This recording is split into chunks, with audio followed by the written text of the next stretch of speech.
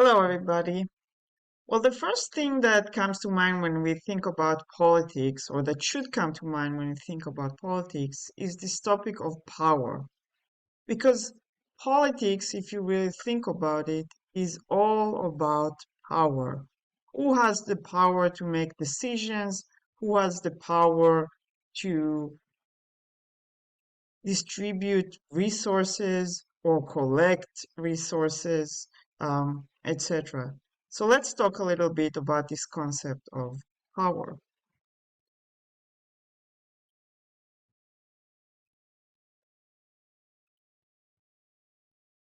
Power, in general terms, is the ability of A to make B do something A wants it to do by using various means.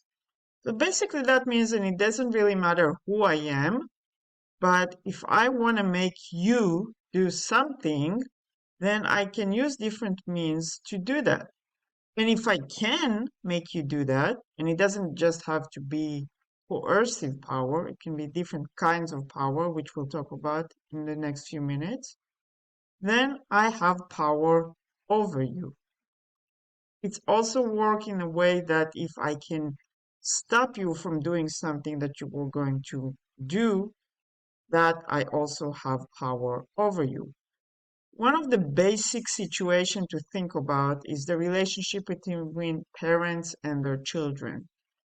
Almost by definition, parents have power over their children. And that's because their children are dependent on their parents for many things, including food and basic shelter and love and a lot of other things. So it may help sometimes to take yourself in your imagination back to this basic relationship when you try to understand or comprehend different dynamics of power. So here are some of the ways that we can use power or exercise our power. It could be coercion, of course. I could have sticks. It could be actual force, or it could be um, withholding something that you want, so I can make you do something. Again, a very simplistic example here would be if somebody holds a gun to your head. They obviously have power over you at that point, power of coercion. But coercion can be done in different ways, not just this extreme example. And I'm sure you can think about many other ways. Another source of power is persuasion. If I can persuade you that it's in your best interest to do what I want you to do, then that is also a source of power. Not maybe not as clear cut as coercion, but it is still power. So I have resources such as knowledge and information that you guys want. I'm also controlling your grade, and this is a combination of both persuasion and power that I have over you in our relationship of a professor and students. Construction, meaning that we construct relationship that builds on both carrots and sticks, both these basic sources of coercion and persuasion. Attraction, sometimes I get power over somebody because they want to be like me, so they are attracted to what I have to offer. And this combination is a construction of relationship, but will still be a relationship of power.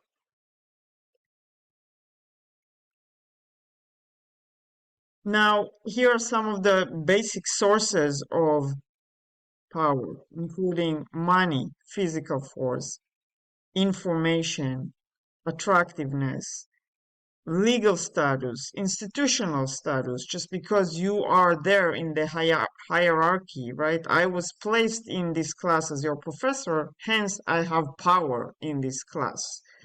Um, Demeanor, charisma, allies, who are your friends, who are your enemies, a resolve. Sometimes people can get a lot of support and have power over others just because they are extremely resolved in what they want to do. And there are other sources, of course. You can all think about sources of power, what made you more or less powerful in different situations. And always remember that when you look at any specific dynamic or interaction, it's a combination of those things. In international relations specifically, we are talking a lot of times about soft power, hard power, and smart power. Hard power is the coercive, more of the coercive or tangible resources power. So military force, obviously, and who has more, and then the wealth and economics that is a basic for the military force, but also it is um, a way to provide sticks and carrots to others. And then there is the smart power, which we started to talk about in the early 2000s. And this is the idea that if you have those resources, you don't always have to apply them or apply them evenly. It's this idea of knowing when to use soft power and hard power. And I'm sorry, I'll circle back because I did not explain soft power. Soft power is the power of ideas, of the attractiveness of people or other countries want to belong to the club of somebody. So, for example, the United States for many years was very attractive to a lot of other countries because of our promise of human rights, democracy, economics, good economics, etc. And that was enough to convince other countries to belong to our camp or to try and be our friend. And because of that, because we were attractive to them, because they wanted to be under our umbrella, we had power over them. The smart power is this idea of knowing when to apply soft power, when to apply hard power, and how to balance the two. Because you don't want to be going around the world, or at least it's probably less wise to be going around the world just threatening to nuke everybody if they don't do what you want. You could, but at some point that is bound to find resistance. It is better to try and attract other countries to support you, but hint that you can help them with your wealth or threaten them if they try to challenge you as well. So let's go specifically into politics. And the idea here is power in politics is the best way to find common solution to common problems. We can think about rationality. Now, if we follow rationality, a lot of times we come to the conclusion that we need somebody to rule over us because that would be the best in terms of cost and benefit. And hence we will have somebody with power over us.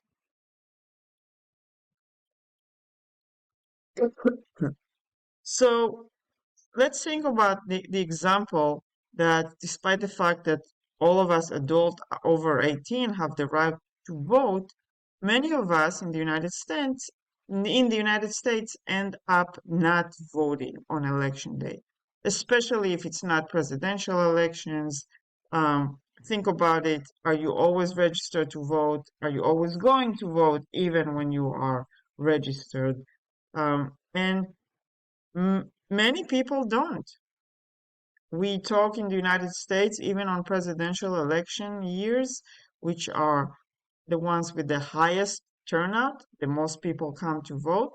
we still talk about 60% turnout, maybe getting close to 70. And that is fairly low because if you think about it, that means that at least 30% of eligible voters don't vote. 30%, 40%, sometimes close to 50%. Why is that? Why don't many people in the United States vote? How about pause this video for a second and try to answer this question? Some of the answers include that some people are mostly satisfied. And if you're satisfied, then you choose not to vote. Why change something that's not broken, right? But also, the system is built in a way that some people believe it is flawed. And it doesn't matter if I go to vote, nothing is going to change. There is no way that my vote can impact what will happen. Everybody who is up for elections is corrupt anyway, and they don't care about me. And that discourages people from going to vote.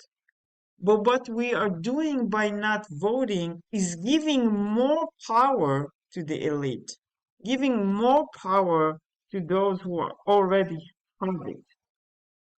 Because our vote is one of the ways that we can make our elected officials do things they wouldn't do otherwise. If we choose to vote them out, for example, or threat to vote them out, they might change um, their position, their votes on policy, etc. But if we choose not to vote, if they know that it doesn't matter what we'll do, people are already discouraged and they won't vote, then that gives them more power. So in politics, in this game of politics, there is a lot of times that once again, things are not clear cut, black and white. There's a lot of overlap between power and choice because we tend to oversimplify the situation. And then it's either, I either get to the conclusion that everything's good, nothing needs to be changed. I don't vote. It's my choice, but I also gave up power. Or again, I oversimplify by saying there's nothing I can do. And again, I gave up power. It is still a choice in a way. Let's talk a little bit about the difference between power and authority, which are two concepts that are important for politics. Power, when we talk about power relations, we're usually talking about some level of coercion, even between parents and children. At the end of the day, we can talk about love and wanting to help your child grow, but at the end of the day, parents has a core parents have coercive power over the children. Even in this classroom, I have some level of coercion. I cannot make you do a lot of things, but I control your grade. So there is some level of coercion here. So power is usually equated with coercion. Authority, on the other hand, usually equates with consent. So this idea that, yes, you have power over me, but I gave my consent. I had a choice. This goes back to I chose not to vote because I'm happy with how things are. I gave the consent for things to continue as they are. So now, whoever is in power is not only exercising raw power, but they also have authority over me. I accept that they are in power. And again, there is an overlap between those. Authority can be backed up by coercion or by persuasion, but it provides government a great deal of power. Think about all the laws and rules that you obey by every day. If you drive, you stopped in the red light today, Why did you stop in a red light? We obey the laws. We accept the power that come with with the government and their ability to make policy and make laws.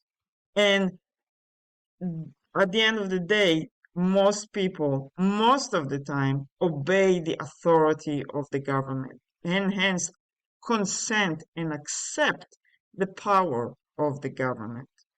So the fact that we have government, we can be unhappy with it, but most of the time we do accept that that is what we have as a government, and hence they are becoming an authority.